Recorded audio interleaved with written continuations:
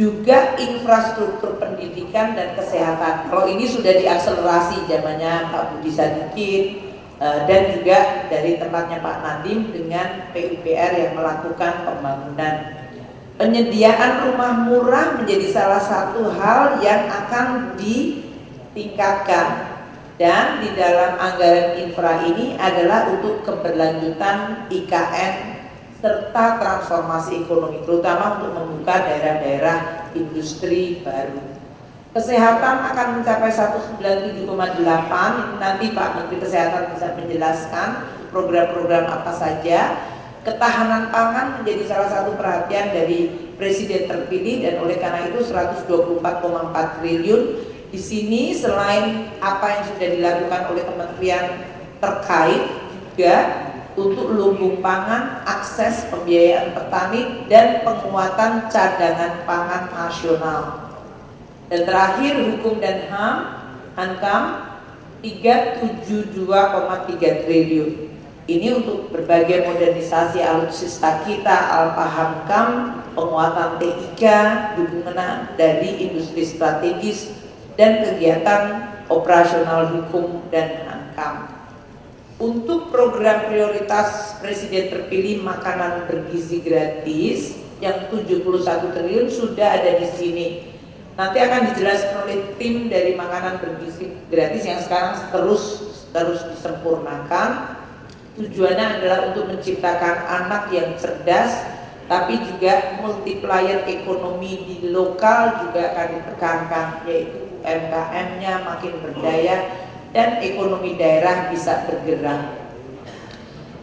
Bapak Presiden terpilih meminta supaya revitalisasi sekolah ditekankan. Kami mengalokasikan 20,3 triliun untuk kualitas pendidikan, terutama bangunan ini, terutama pada bangunan, karena begitu banyak ya bangunan, ada yang rusak berat, menengah, sedang. Jadi ini nanti akan dibuat menjadi prioritas bagi pemerintahan baru, sehingga mereka bisa membuat target rehabilitasi dan perbaikan sekolah. Untuk tahun 2025, 22.000 sekolah umum dan keagamaan. Jadi diharapkan juga menciptakan multiplier, karena ini konstruksinya sederhana, bisa dilakukan oleh perusahaan konstruksi lokal. Kita mengharapkan ada dampak terhadap growth maupun terhadap penciptaan tenaga kerja hingga 178.000. Kemudian ketahanan pangan menjadi perhatian dari dari Presiden terpilih. Kita mengalokasikan 124,4 triliun dari mulai sisi praproduksi, produksi, distribusi, pemasaran, hingga di sisi konsumen, yaitu dari sisi makanan bergizi, kartu sembako maupun stabilitas harga. Kalau kita lihat dari praproduksi, dari bantuan alat tangkap, subsidi pupuk, bantuan alat mesin, benih, baik pangan maupun ikan. Dari sisi produksi akan ada 3 food estate, lokasinya di Kalteng, Sumut, dan NTT, dan pencetakan sawah baru. Ini akan pengembangan kawasan padi, jagung, dan tadi infrastruktur seperti bendungan, jaringan, distribusi, terutama untuk perbaikan jalan, akses supaya tidak menimbulkan harga yang bergejolak. Dan dari sisi pemasaran serta stabilisasi harga, hingga tadi yang saya sampaikan konsumen. Kita juga akan memberikan melalui KUR UMKM, terutama untuk UMKM maupun untuk petani. Ini yang sudah selalu dikoordinasikan dengan Pak Menko selama ini. Gerakan pangan murah di 39 lokasi akan dilakukan. Ini terutama pada saat biasanya masa-masa paceklik. Ketahanan energi adalah prioritas yang juga penting dari Presiden terpilih. Kami mengalokasikan dalam hal ini 421 triliun dari sisi untuk meningkatkan subsidi angkutan penjangkauan maupun menjaga melalui berbagai instrumen fiskal agar produksi minyak dan gas meningkat. Waktu itu Menteri SDM minta supaya cost recovery 2017 melalui PP 27 diubah menjadi PP 53 dalam bentuk gross split, dan rezim perpajakannya diubah. Kami selalu akan mendengar dan berkoordinasi dengan tim dari Kementerian Teknis dan Menko untuk melihat bagaimana instrumen fiskal bisa bekerja dan mendorong berbagai produksi ketahanan energi ini dengan peningkatan lifting minyak dan gas. Renewable energy, energy transition mechanism sudah diintroduce dan ini juga membutuhkan banyak instrumen fiskal untuk transformasi energi hijau. Jadi kita juga akan terus menggunakan melalui instrumen tadi, insentif fiskal, subsidi maupun berbagai belanja intervensi yang lain. Hilirisasi selain dari sisi tambang juga dari sisi sawit, dan ini juga merupakan salah satu andalan dari Republik Indonesia. Kita akan menggunakan terus-menerus instrumen fiskal, pajak ekspor, tarif biaya keluar, naik turun, dan penggunaan untuk B35 hingga bahkan sekarang akan B40 ya Pak ya, B40. Itu untuk stabilisasi harga maupun untuk terus mendorong hilirisasi maupun dari sisi renewable energy. APBN 2025 pendapatan negara akan mencapai 2.996,8 triliun, itu artinya naik 12,32%. Itu tax ratio naik 6,4% dari tahun ini, dan kita akan terus melakukan yang disampaikan melalui undang-undang HPP, yaitu reform dari sisi legislasi peraturan, peningkatan tax ratio, pelaksanaan core tax system yang kita harapkan bisa mulai live akhir tahun ini, perbaikan CISA, dan meningkatkan SIMBARA, compatibility dengan digital dan sistem perpajakan global harus kita antisipasi karena rezim pajak global ini menjadi sangat fokus dan menjadi perhatian banyak sekali negara-negara yang sekarang juga sedang berkontestasi politik. Reformasi untuk pengelolaan SDA dan barang milik negara juga diharapkan makin meningkatkan penerimaan non pajak, bukan pajak, dan pajak bea cukai bisa juga dalam bentuk insentif, tidak dipungut atau ditanggung pemerintah supaya bisa menciptakan insentif bagi sektor-sektor tertentu. Belanja pemerintah untuk pusat mencapai 2.693,2 triliun. Kalau teman-teman wartawan lihat, yang merah itu adalah belanja KL dan yang biru adalah belanja non KL. Kenapa belanja KL-nya relatif lebih kecil 976 dibandingkan tahun ini yang diperkirakan adalah 1090? Ini karena kita menghormati untuk presiden terpilih nanti untuk melakukan improvement. Makanya belanja KL relatif, kecuali yang sudah dari presiden elect, presiden terpilih menyampaikan ingin melakukan A, B, C. Tapi yang lain itu masih di retain di belanja non KL yang makanya angkanya menjadi tinggi, yaitu 1.716,4 triliun.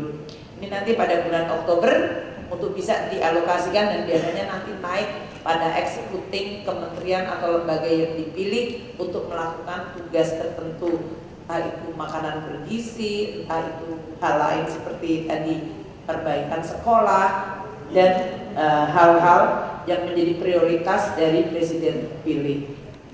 Belanja akan terus diakselerasi, efisiensi belanja terutama belanja barang dan operasional pemerintah harus terus ditingkatkan, belanja modal untuk bisa terus meningkatkan produktivitas, dan subsidi serta perlindungan harus makin tepat sasaran seperti yang memang menjadi target dari pemerintahan presiden terpilih. Transfer ke daerah akan meningkat 919,9 triliun, ini naik 7,3%. Namun tidak hanya levelnya, tapi sinergi harmonisasi dengan fiskal pusat daerah itu penting sekali. Dan kegiatan ini yang didanai oleh TKDD diharapkan mampu menciptakan growth dan kesejahteraan, well-being, serta membuat daerah itu makin konvergen. Artinya transfer itu yang untuk daerah yang miskin memang diberi dengan formula lebih banyak, ada afirmasi dibandingkan daerah yang memang sudah maju, sehingga yang tertinggal bisa kemudian mengejar ketertinggalan. Kita berharap daerah juga meningkatkan kemampuan penerimaan pajak asli daerah, local taxing power, dan daerah juga mulai makin sophisticated untuk mengelola APBD-nya dengan pembiayaan inovatif. Sehingga mereka tidak 100% tergantung dari transfer saja. Subsidi kompensasi untuk tahun 2025 mencapai 525. Kalau kita lihat subsidi energi dan kompensasi 394,3 triliun dan subsidi non energi 131,3. Kenaikan cukup tinggi pada subsidi non energi di bawah kelihatan naik. Itu terutama untuk tadi ketahanan pangan karena kita mengalokasikan hingga 9 juta ton pupuk subsidi. Ini kenaikan dari yang tadinya angkanya ada di 6 hingga 7 juta ton. Ini tentu perlu untuk tetap dijaga dari sisi ketepatan sasaran. Subsidi yang lain yang tetap LPG 3 kilo, solar, minyak tanah, dan subsidi listrik terutama untuk rumah tangga miskin dan rentan serta transisi energi akan dilakukan menggunakan anggaran untuk ketahanan energi ini. Kita juga memberikan yang subsidi non energi ini untuk masyarakat berpendapatan rendah, terutama untuk pembelian rumah. Ini yang kemarin menjadi salah satu isu untuk mengakselerasi 1 juta rumah untuk MDR, dan untuk tahun depan mungkin akan ada target baru yang akan ditetapkan oleh pemerintahan presiden terpilih. KUR akan terus disediakan subsidi untuk bunganya, baik untuk UMKM, petani, nelayan, dan kita juga masih menggunakan insentif pajak yang ditanggung pemerintah untuk sektor-sektor pilihan. Kalau kemarin perumahan, otomotif, itu nanti adalah presiden terpilih bisa menetapkan sektor mana yang akan menjadi sektor perhatian.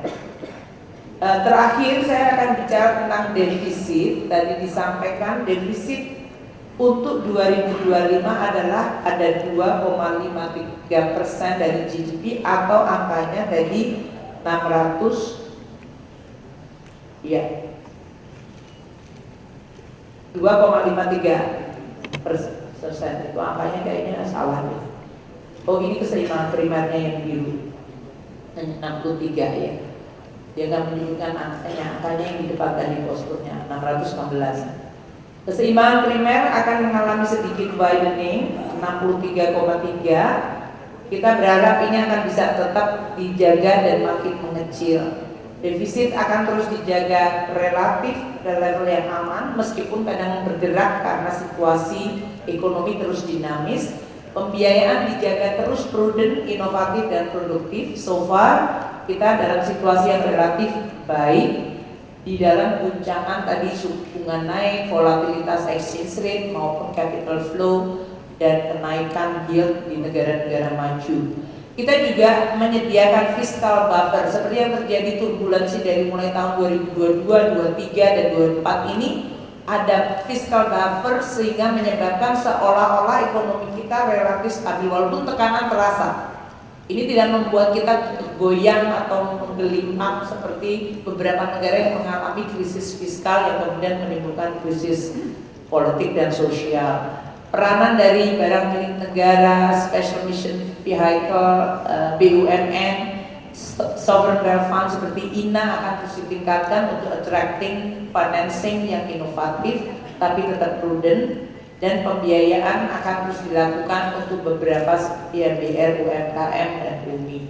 Jadi saya tutup, APBN terus menjaga dan mendukung transisi politik ini secara smooth dan efektif. Kita terus fokus sesuai dengan arahan dari Presiden saat ini dan Presiden terpilih adalah tema keberlanjutan, penguatan, dan akselerasi. APBN adalah instrumen yang merespons berbagai tantangan yang sering muncul baik dalam bentuk shock absorber maupun counter cyclical, dan APBN dijaga kredibel, akuntabel, sehat, serta berkelanjutan. Demikian Pak Menko, terima kasih.